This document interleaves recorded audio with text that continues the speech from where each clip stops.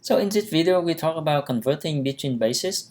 Because the binary number are basis for all data representation in a digital computer system. So it's important that you become proficient with this radix system.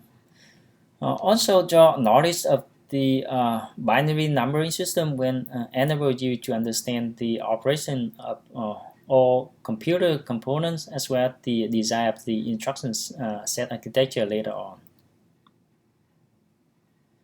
So in an earlier slide, we said that every integer value can be represented exactly using any radix system. There are two methods for radix conversion. The first one we call a subtraction method, and the second one we call a division remainder methods. So the first one, subtraction method, is more intuitive but it's cumbersome, and it does, however, reinforce the idea behind radix mathematics. So let's consider a specific example. Suppose we want to convert the decimal number 190 to base 3. Okay, so the first step is that we try to find what's the maximum number of or the maximum value where the base 3 raised to that number will be a less than or equal to the number we want to convert. So for example, in our case, we know that 3 power 5 equals 243, so our result will be less than 6 digits y. And the largest power of 3 that we need to have, that's going to be a 3 power 4, because 3 power 4 equal to 81, and that's going to be that's not going to be a less than a 190. And also we knowing that 81 times 2 equal to 162. So basically we have this conversion right here. So the maximum value we can have for this one subtraction right here, that's gonna be a 2 times 3 power 4. Okay, so that equal to 162. So we use the number 190 right here, subtract 162, we get the next number is 28. So we just write down 2 and subtract 160 from 190, and then we have the new result 28. Okay, so here's the next step. Once we get the number 28 right here, we do the same as the first step. So the next one, we try to find what is the next power of 3 that is less than or equal to 28. So we know that 3 power 3 equals 27. So now we need one of the so we subtract 27 and write down the numeral 1 in our result. Okay, so we know that 27 equal to 3 power 3 times 1. So 28 subtract 27 equal to 1. So we just write 1 down right here. And similarly, we can find next that the next power 3 power 2 equal to 9. So that's too large compared with the number 1 right here. So in order to represent in the base 3, so we just write down 3 power 2, but the the factor multiplied with the 3 power 2 equals 0. Okay, because if the number right here is different from 0, so we have this number greater than 1, so that's the invalid location. Okay.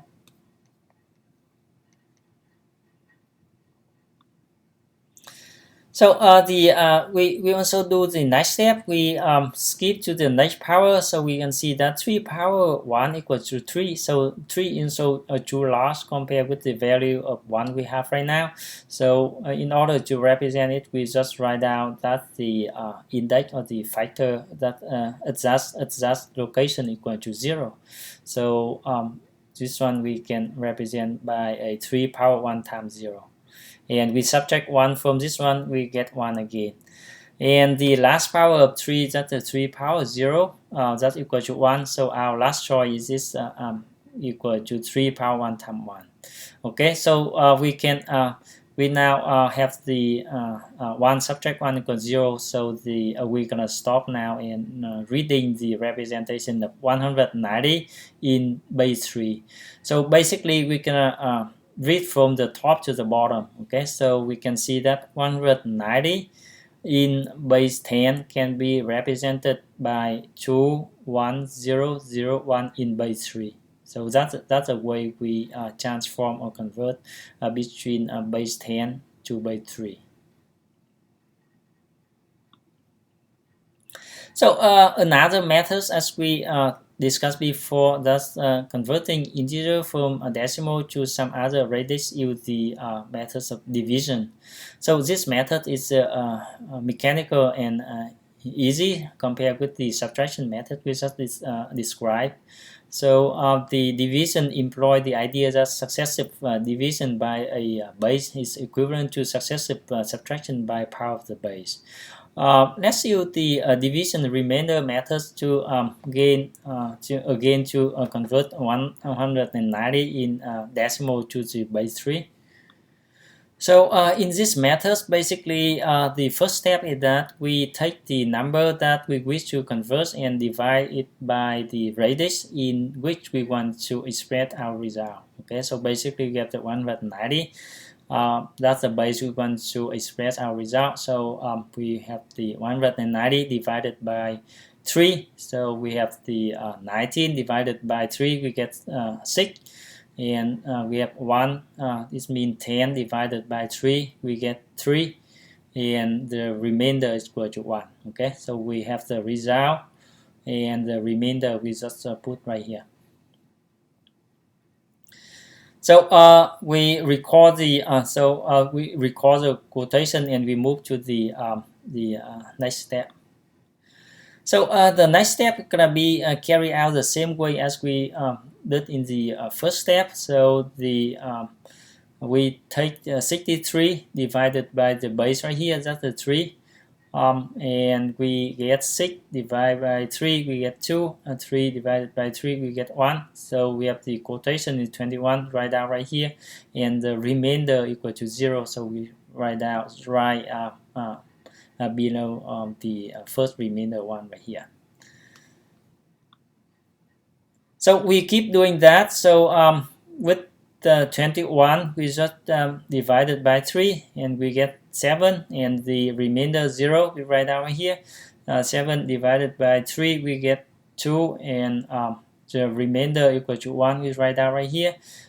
2 divided by 3, we get the quotation equals 0, and the remainder equal to 2. So now remember that the subtraction we write out from the top to the bottom, but with the division we can write out from the bottom to the top. So basically 190 in base 10 gonna be represented by 2 1 0 0 1 in base 3. Okay, so we can reading the result from the bottom to the top. That's the reverse with the way we read the number of subtraction method.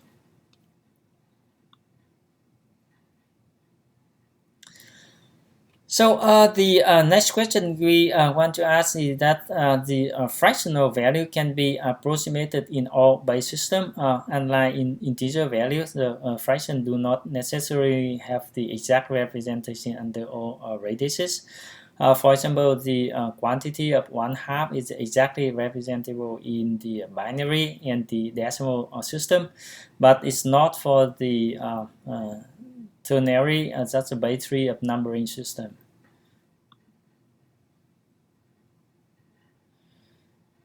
So the fractional decimal value have the non-zero digit to the right of the decimal point. For example, the other radix system have the non-zero digit to the right of the radix point. Numeral to the right of the radix point represent negative power of the radix. For example, we have the 0.47. That's equal to in base 10 equal to 4 times 10 power negative 2 plus 7 times 10 power negative 2. this the 4 times 10 power negative 1 and plus with the 7 times 10 power negative 2. This is because the index right here is a negative 1 and this index right here is negative 2. Similarly, we have 0 0.11 in binary. We can represent by 1. You can represent by 1 times 2 power negative 1 plus 1 times 2 power negative 2, because the value 1 right here we're going to have the factor, and the power right here gonna correspond to the index of this value. Okay, that's the index negative 1. This one has the index negative 2. So we can know that 2 power negative 1 that's 1/2. So basically that's 0.5. On the other hand, 2 power negative 2 equal 1/4. So that's 0.25. So we add them up. We obtain the result is 0.75. That's the decimal value of the 0.11 in binary.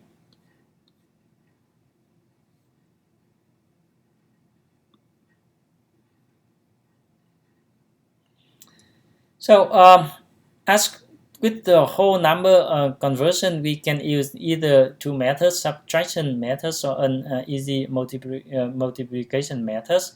The subtraction method for fraction is identical to the subtraction method for the whole number. So instead of subtracting positive power of the target radix, we can subtract the negative power of the radix. So basically, we always start with the largest value first. That's the n power negative 1, where n is the radix, and work our way along with the larger negative exponent. So let's go a specific example. We want to calculate or just convert a using subtraction method to convert the decimal value of 0.8 or 125 to binary. Okay. So the first step is that we try to find what is the first negative number we can use to represent in a binary. So we can we knowing that 2 power negative 1, that's 1/2. That's 0.5, so that's the closest one value right here to 0.8. So we can write down by using 2 power negative 1 times 1. So the index 1 right here gonna be written on along this column. Okay, so we do the subtraction, we get the new result. That's 0.3125, and the next one we can see that now we can have the 2 power negative 2. That's gonna be a 0.25, so that's less than this one. So we can write out the index equal to 1 to this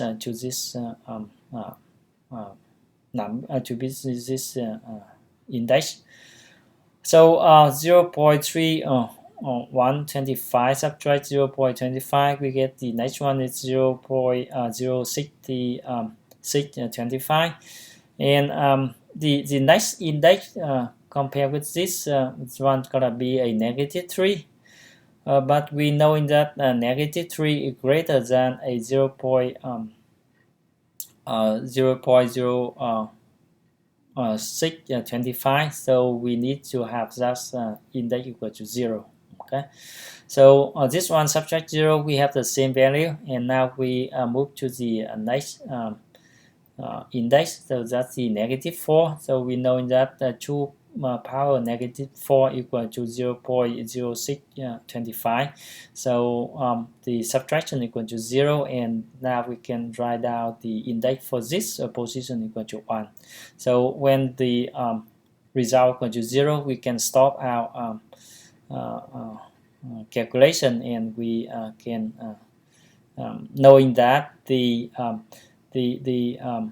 representation gonna be reading from the top to the bottom. So we can know that 0.8125 power in base 10 can be represented by 0.1101 in binary. Okay, so remember the reading from the top to the bottom.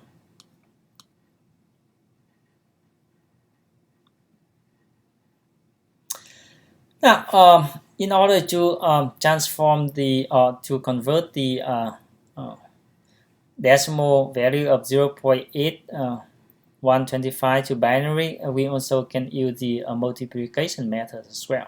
So in this one, we just keep multiply by the radix of 2 because of the binary, so to get the new product. So let's see how the multiplication method be carried out. So we have the 0.8125 times 2, so we get the 1.625. Okay, so the first produce carry into the unit place right here, so one gonna be written into the unit place.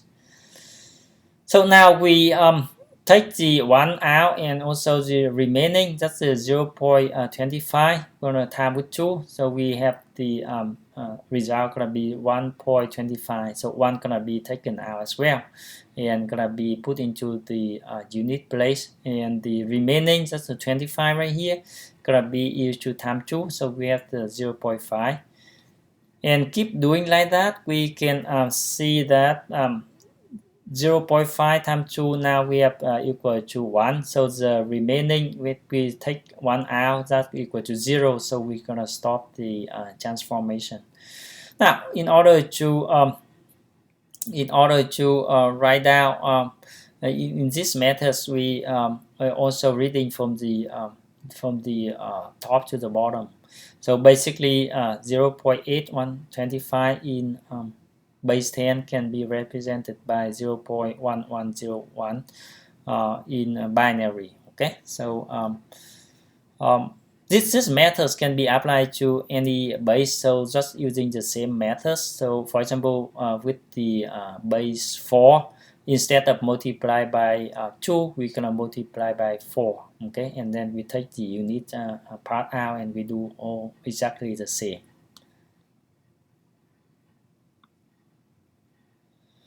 So the binary numbering system is the most important radix system for digital computer. However, it's very difficult to read a long string of binary number, and even a modest size of decimal number become very long binary number. For example, we have this very long binary string right here represent just a small number in decimal.